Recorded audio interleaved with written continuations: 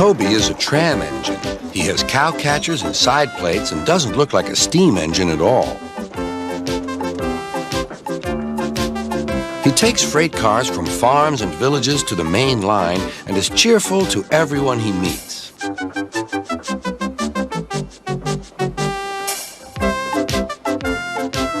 He has a coach called Henrietta who has seen better days. "It's not fair at all," she grumbles, remembering that she used to be full and 9 cars would rattle behind her.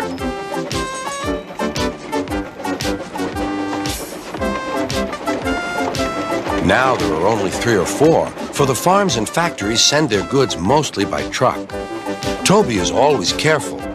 The cars, buses, and trucks often have accidents.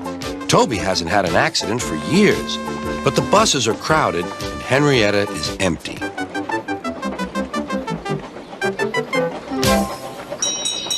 A lady and a stout gentleman stood on Toby's platform. He was, of course, Sir Topham Hatt, but Toby didn't know this yet. "Come on, grandfather," cried the children. "Do look at this engine." "That's a tram engine, Stephen," said Sir Topham Hatt. "Is it electric?" asked Bridget. "Whoosh!" hissed Toby. "Shh," said her brother. "You've offended him." "But trams are electric, aren't they?"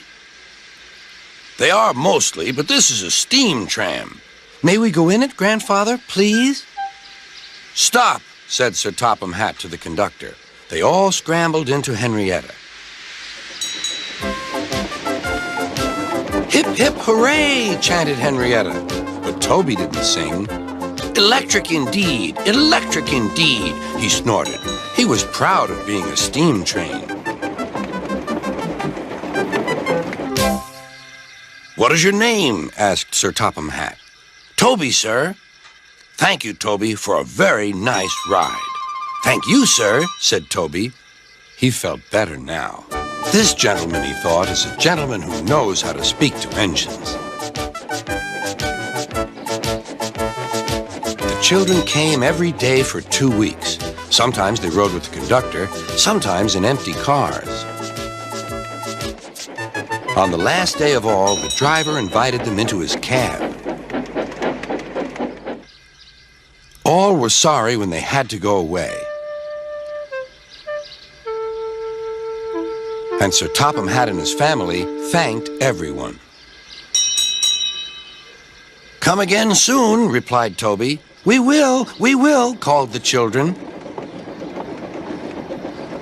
And they waved till Toby was out of sight. The months passed.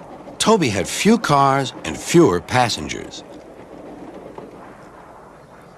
"Our last day, Toby," said his driver one morning. "The manager says we must close tomorrow."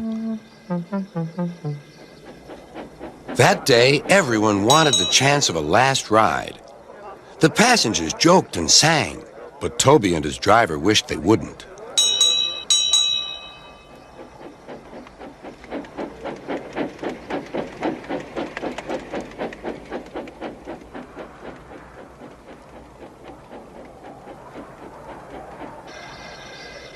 "Goodbye, Toby," said the passengers afterwards. "We're sorry your line is closing down." "So am I," said Toby. Nobody wants me, Toby thought, and went unhappily to sleep.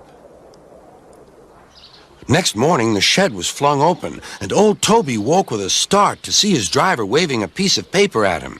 "Wake up, Toby," he shouted excitedly. "The mail has just arrived, and there is a letter for us from the Stout Gentleman. Maybe it's good news."